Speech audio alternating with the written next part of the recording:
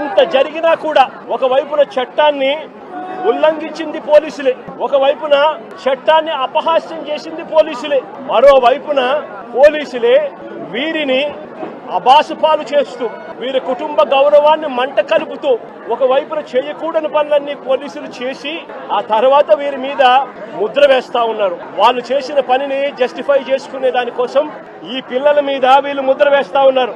సంఘ విద్రోహ శక్తులుగా, నేరస్తులుగా, గంజాయి బ్యాచ్ గా, రౌడీలుగా వీళ్ళ మీద బురద వేసే కార్యక్రమం చేస్తా ఉన్నారు. నేను అడుగుతా ఉన్నాను ఒకటే, ఆ పాత కేసులకు దీనికి ఈ ఘటనకు ఏం సంబంధమో అని అడుగుతా ఉన్నా. వీరి మీద ఏదైనా గతంలో ఏదైనా కేసులు ఉండొచ్చేమో నాకు తెలియదు, కానీ ఆ పాత కేసులకు ఈ ఘటనకు ఏం సంబంధం అని అడుగుతా ఉన్నా. ఈ ఘటనలో జరిగింది ఏమిటి అని అడుగుతా ఉన్నా. ఈ జరిగిన ఘటన పాత కేసులకు ఏం సంబంధం అని అడుగుతా ఉన్నా.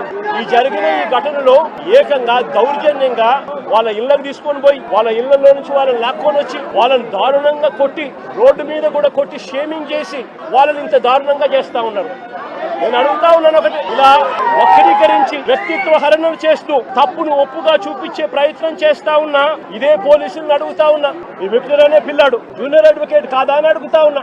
రాకేష్ చెల్లెలు ఈ పాప ఇంజనీర్, రాకేష్ కూడా పాలిటెక్నిక్ మెకానికల్ చదివినాడు. అంటే వీళ్ళ కుటుంబాలు చదువుకున్న కుటుంబాల్లో నుంచి వచ్చిన వాళ్ళు మరి ఇలాంటి వాళ్ళ పరువును తీస్తూ నడి రోడ్డు మీద వాళ్ళను కొట్టడం అన్నది, వాళ్ళను పబ్లిక్ షేమింగ్ చేయడం అన్నది ధర్మమేనా అని అడుగుతా ఉన్నా. నిజంగానే పోలీసులు చెప్తానట్టుగానే వీళ్ళు ఇంతటి దారుణమైన బ్యాక్గ్రౌండే గన వీళ్ళకు ఉండింటే, పోలీసులు చెప్తా ఉన్న మాటలు వాస్తవమే అయ్యుంటే నేను ఒక క్వశ్చన్ సూటుగా అడుగుతా ఉన్నా. అసలు మంగళగిరి తెనాలి వారు కూడా కాదు, ఇక్కడ మంగళగిరి వారిని తెనాలికి తీసుకొచ్చి ఇక్కడ కొట్టారంటే దాని అర్థం ఏమిటి? అంటే దాని అర్థం పోలీసులు చెప్తా ఉన్నటన్ని అవాస్తవాలు అని చెప్పడానికి ఇంతకన్నా నిదర్శనం అవసరమా అని అడుగుతా ఉన్నా.